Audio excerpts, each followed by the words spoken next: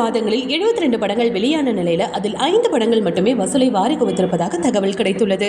தமிழ் திரைப்பட நடப்பு தயாரிப்பு தரப்பில் தற்பொழுது ஒரு அறிக்கை வெளியாகியுள்ளது. கடந்த 3 மாதங்களில் 72 தமிழ் திரைப்படங்கள் வெளியாகி இருக்கின்றது. இதில் மதகதராஜா, மர்மர், குடும்பஸ்தன், டிராகன், ஃபயர் உள்ளிட்ட படங்கள் தான் வசூல் சாதனை படைத்தது. இதன் மூலம் 72 படங்களில் 7% தான் வெற்றி பெற்றிருக்கிறது.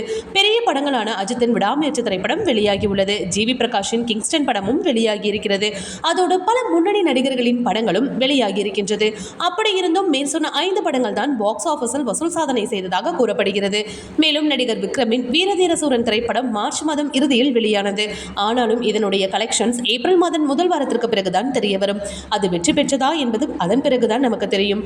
டிராகன் திரைப்படம் பிப்ரவரி மற்றும் மார்ச் மாதத்தில் நல்ல ஒரு கலெக்ஷனை அள்ளியது அனைவருக்குமே தெரியும். தமிழ் சினிமா துறையை காப்பாற்றுவதற்கு டிராகன் திரைப்படம் பெரும் உதவியாக இருந்தது. மேலும் ஏப்ரல் மாதத்தில் அஜித்தின் குட் பேட் அக்லி திரைப்படம் வெளியாக இருக்கிறது. அதேபோல் சுந்தர்சி மற்றும் வடிவேலு கூட்டணியில் கேங்கஸ் திரைப்படமும் வெளியாக இருக்கிறது.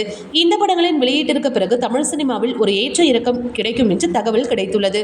சமீப காலமாக தமிழ் சினிமாவை தவிர்த்து பிற மொழி சினிமாக்களுக்கு தான் தமிழ் ரசிகர்கள் விரும்புகின்றனர். அதற்கு காரணம் பிற மொழிகளில் நல்ல கதையம்சத்தோடு பல படங்கள் ரிலீஸ் ஆகி கொண்டு வருகின்றன. ஆனால் இங்கு மாஸ் ஆக்ஷன் இதற்கு மட்டும்தான் முக்கியத்துவம் கொடுக்கிறார்கள். இதுவும் கோலிவுட் கீழே போவதற்கு ஒரு காரணம் என்றும் சொல்லப்படுகிறது. ஓகே வீவர்ஸ், இதுபோல சினிமா மற்றும் சீரியல் தொடர்பான செய்திகளை பார்க்க மறக்காம சினி டைம்ஸ் சேனலை சப்ஸ்கிரைப் பண்ணுங்க.